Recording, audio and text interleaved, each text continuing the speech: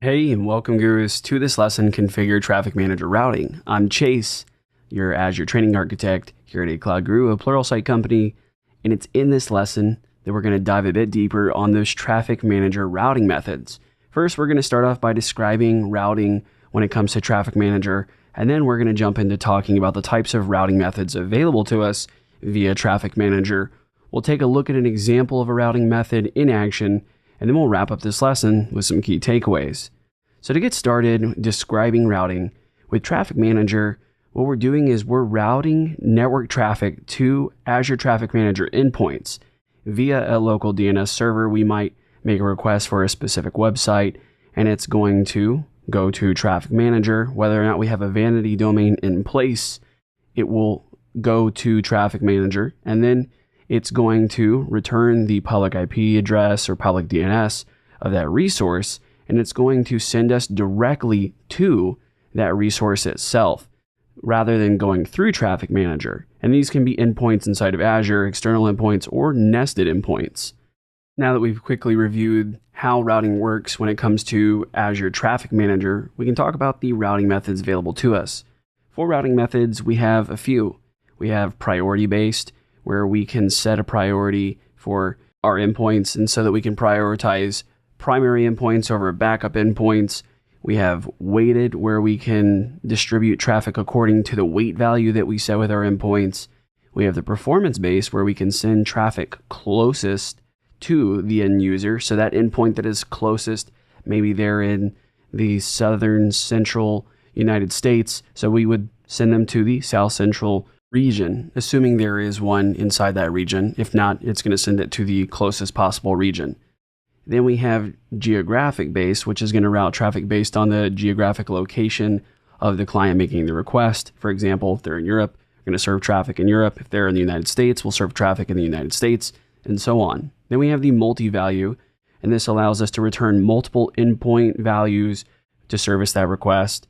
And then we have the subnet, which allows us to route traffic based on the requester's IP address.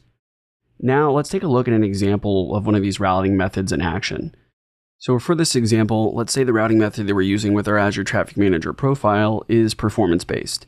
So we're going to go to whichever solution in the endpoints behind that Traffic Manager are closest to the client. So let's say our client is closest to region 1. It makes a request. It gets the information it needs from Traffic Manager to be able to go to that endpoint, and then it goes directly to that endpoint in region 1 because it was closest. If another client were to make a request and say they're closer to region 2, well, what's going to happen here is the same thing. They're going to go to region 2 instead of region 1 because this is performance-based routing. We're going for the closest endpoint based on the location of that local DNS server that the client used. And again, it's routing it directly to the selected endpoint because Traffic Manager does not actually route the traffic through Traffic Manager, but rather points the client to that endpoint. Again, these are public endpoints here. Now that we've covered that, let's look at our key takeaways for this lesson. So the main things that I want you to take away from this lesson is that the purpose of these routing methods is to load balance across those endpoints behind our Azure Traffic Manager profile. And using those routed methods, we can control the endpoint that is selected to service the request for that client. And how we balance traffic to those endpoints is going to be based on our use case. And that's where our routing methods come in. For example, with priority, we're prioritizing a primary endpoint, and then we have backup endpoints. With weighted, what we're doing is we're distributing according to the weight value we assign that endpoint. And if two endpoints have equal weight value, well, then it's going to be split 50-50, right? Then we have performance, which is going to send traffic to the closest endpoint, which we saw in our example. Then we have geographic, which is going to route traffic based on the geographic location of the client, which may route it based on the closest, but it'll also keep it inside of the same geographical location, for example, the United States or Europe. And then we have multi-value, which is going to return multiple endpoints that could service that request, and then it's just going to pick one.